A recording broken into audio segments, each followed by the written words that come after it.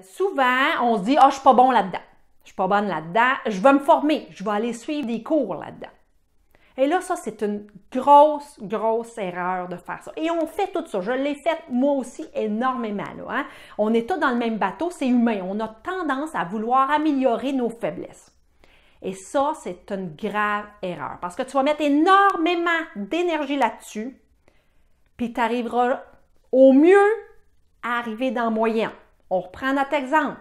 Tu amènes notre sportif qui n'est pas intellectuel, qui n'a pas cette force-là. Pour lui, ce n'est pas présent en lui, dans sa personnalité. On l'amène dans un contexte scientifique.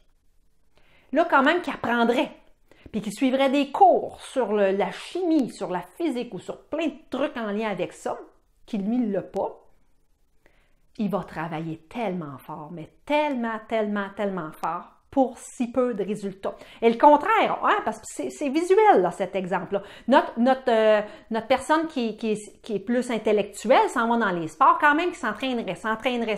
S'il ne l'a pas, ces aptitudes-là sportives, bien, il n'arrivera jamais à performer correctement. Il ne se démarquera pas, il va perdre confiance, il va se sentir pas bon. Et de là, l'importance de mettre notre énergie sur nos forces, sur quoi on a qu'on possède, sur nos possessions, et non sur ce qu'on ne possède pas, parce qu'on va devoir travailler en quadruple de façon incroyable pour rien.